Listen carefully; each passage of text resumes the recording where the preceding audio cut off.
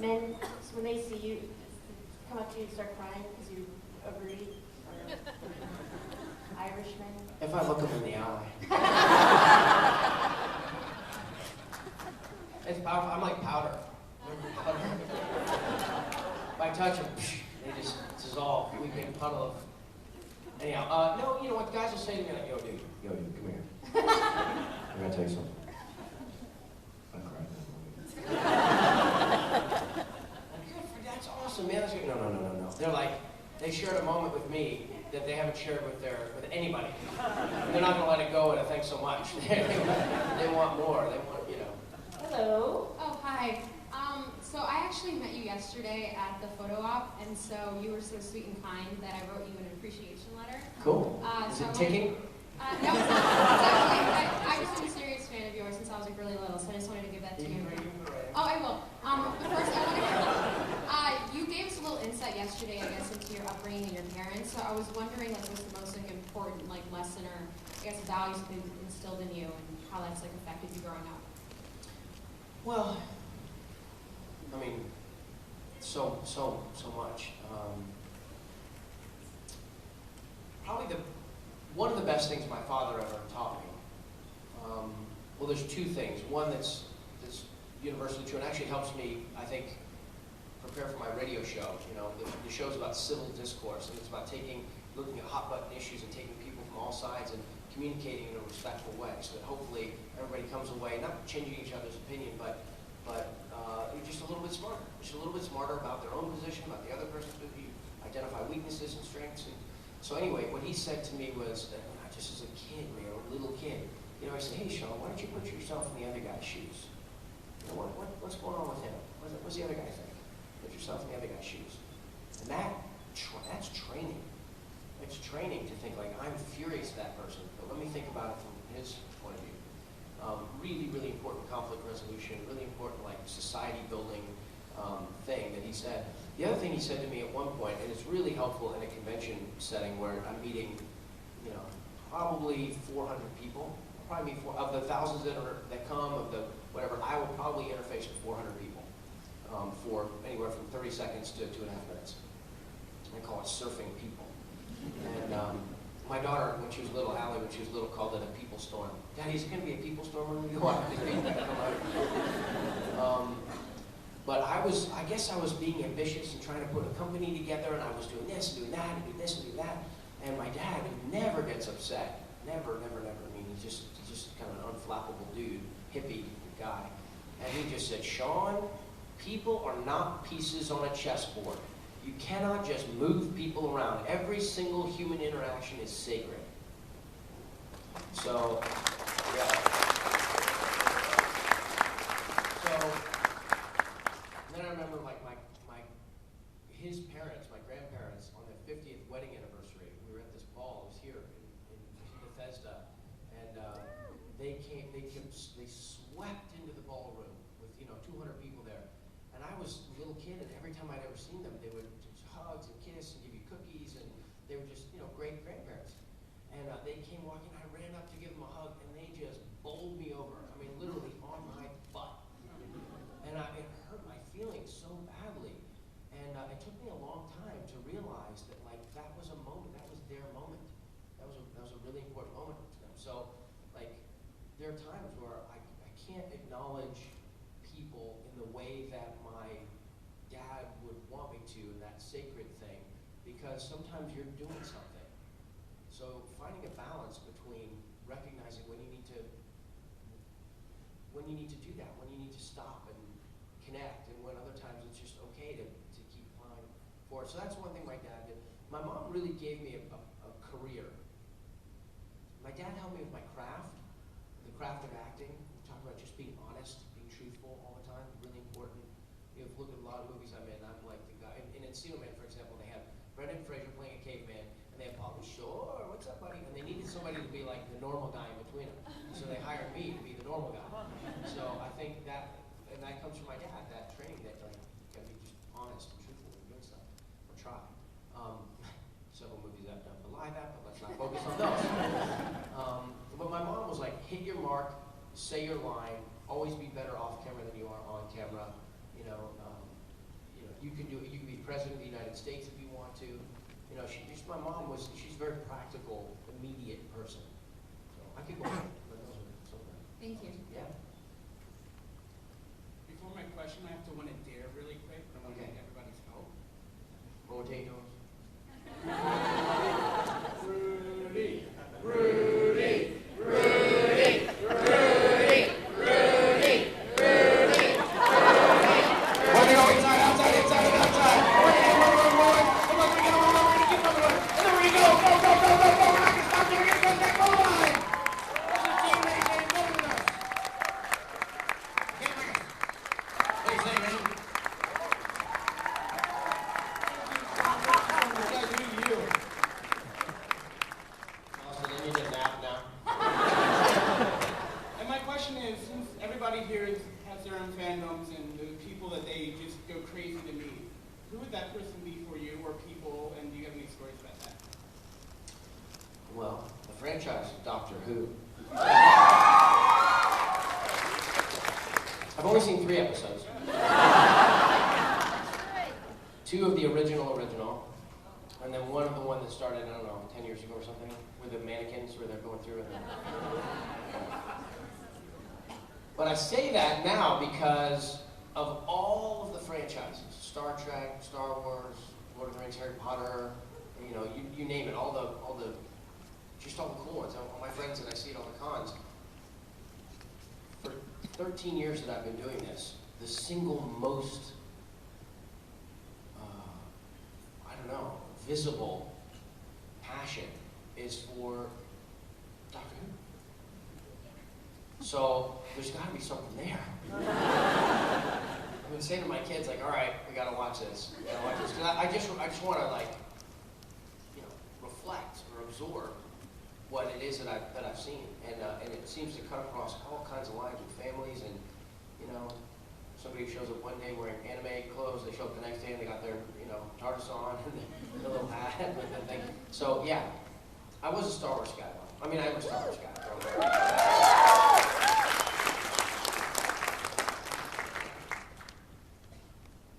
Hi. Hey. I just want to preface by saying Samwise Gamgee is my favorite Lord of the Rings character. Context established. My question is, from filming Lord of the Rings, do you have a favorite prop or costume piece? Well, did anyone see Profiles in History? The Joe Madeline. This was a show on A&E, FX. One of those. Anyhow, that was about movie. Was it FX? You saw it. Okay. So it's movie memorabilia. Joe Madalena, who has a company called anyway. So, but it's movie memorabilia. So they'll go through. They have these auctions where they'll sell Back to the Future car, or they'll sell Ghostbusters. I sat in on one of these things, and there was probably 50 people in the room, and then a whole bank of telephones, and they have a catalog, and they do it 3 times a year. And you open it up, and it's Sean Connery's gun from James Bond, the Walther BBK, from whatever Doctor No, whatever. So, and you can buy them. I saw somebody spend $75,000 on one of the Ghostbusters things that traps the Slimer. $75,000. Like, I'm sure I could mock up one of those things. Anyhow, they did an episode, and he invited me to come there, and I brought in a few things for him to to share about, and he appraised them or whatever. And one was at the end of Lord of the Rings, Peter and the gang, they gave me my Sam backpack with the sausages, the pots and pans, and it had some elven rope in there, which I didn't realize until I got home and I opened it up. I was like, oh, elven rope. So I threw it up, to the stairs, and it just fell out. I don't have the knack yet. So, but it didn't burn my hands. You remember that? Where it burns it from. Anyhow, and then also, what else? There's something else. Feet. Got some hobbit feet, which are cool, but they start to smell after a while. So the coolest thing was that my daughter Allie, who played Eleanor when she was 3, and she was 7 by the time the 3rd film was released in the theaters, and she's 17 now. in applying to colleges. Do you feel old? Yes. So, her dress, her Eleanor dress, we were presented with. Oh, my sword too. I have my sword, Sam's sword, which compared to Sting, you know, whatever. It was useful. I got the wing race with it. But anyhow, the cool thing was studying with Bob Anderson, the great sword master, world class, who taught Errol Flynn and Douglas Fairbanks, and all the way through Darth Vader and Obi-Wan, their fight, and the Princess Bride, the great, you know, fight between those. He's here too. Anyhow, and then he taught us hobbits. It was so cool. We did 6 weeks of sword training. And then we were finished. We did our demonstration for Peter Jackson, and when it was all finished, we were like, fantastic. And then we realized like, we don't really do much swordplay in the movie. Why do we do this? We're good at it now. And then it came back to the cave troll sequence, and I'm like, oh, this is going to be good. I ended up weaponizing a pan, but so those things. But when they handed me the backpack, and I just was very moved by it, I thought it was great, and then they handed me the sword, and I was like, oh, that's totally appropriate and cool. And then they pulled out Eleanor's dress, and I just started bawling.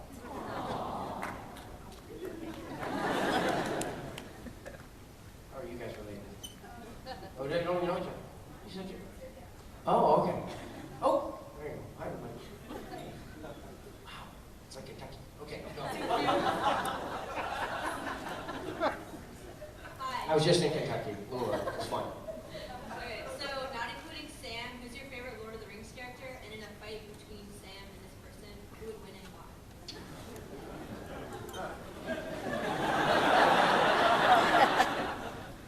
The Balrog. Sam.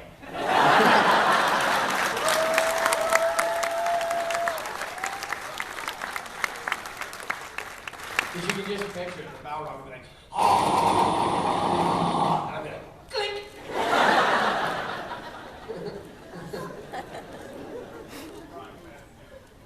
What?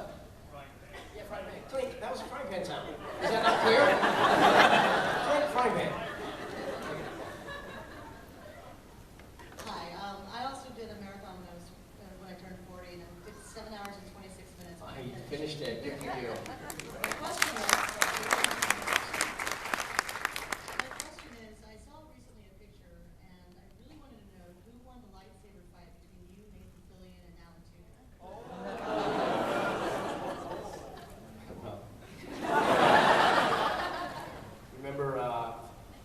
Remember Robert De Niro in The Untouchables? You wait till the fight is over, you see who's standing, and that's how you know who won.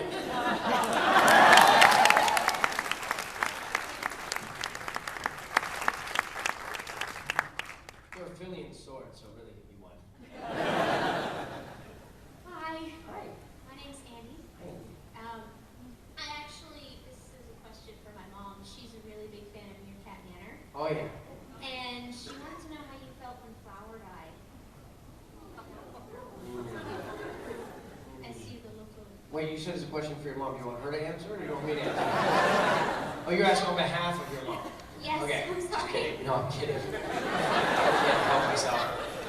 First of all, I absolutely loved doing Meerkat Manor on Animal Planet. It was a great, great experience for me.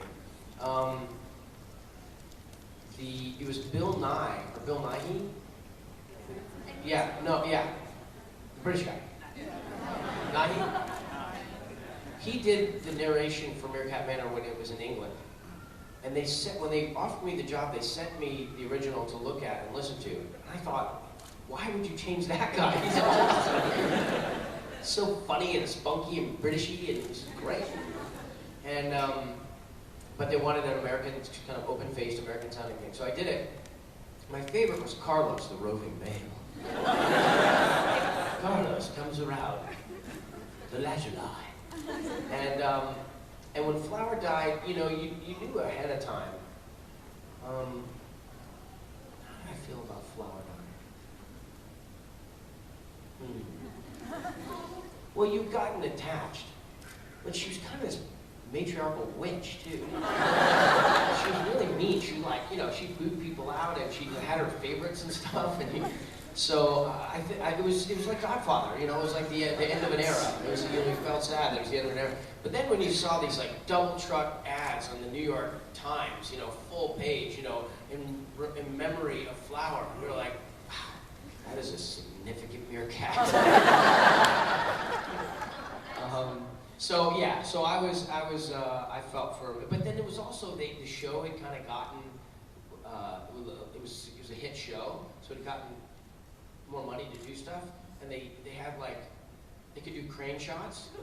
At first it was, you know, cameras in the Serengeti or whatever, you know, in the Kalahari Desert, just capturing stuff, and then they would get those cameras that could go into the tunnels and look at them in there. Now it's like, Flower dies and the camera cranes up slowly. So, yeah. And I was waiting like, is Flower going to turn up next episode on a different show? You know? But anyhow, we love Flower. Rest in peace. I also wanted to say I have an unhealthy obsession with the movie Encino Man. So. Well, then you should audition for the part of the cave girl when they do the sequel.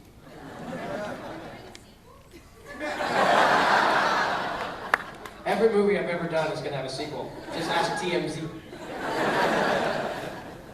How you doing? I just had to do this. Brooks, Texas, Russell. Not unlike Flower.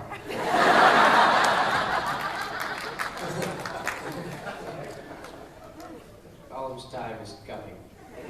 Pretty good, dude. Pretty good. Hi, thanks for coming today. We really appreciate it. So I know you probably get this question a lot, but there have been some rumors circulating recently about Goonies 2. Can you tell us a little bit about that, or if you'd be interested in pursuing that project? It depends if I'm available from Encino Man 2. That's the rumor. It's a rumor. Dick Donner poured fuel on the fire with his TMZ interview, where he said, and I quote, "We're doing the sequel."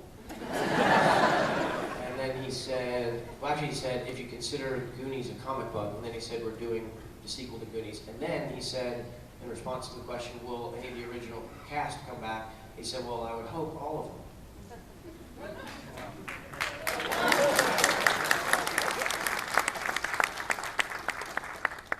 To which, standing in front of my TV, I went, or computer, I went, all right. Cool. Sean, thanks for coming to Washington. Appreciate you being here. Good to be here. The context of my question is about a movie that you did called Courage Under Fire. Yeah. 1995-ish, I think. Yep. You're in your Army uniform. The scene that I recall was you're coughing a lot. Denzel Washington asked you about, you coughing. I thought it was a reference to like Gulf War syndrome or something. I don't know if you remember this scene. I don't think it made it into the movie or even the deleted scenes. Huh. My question for you. I didn't know about it. I was there actually.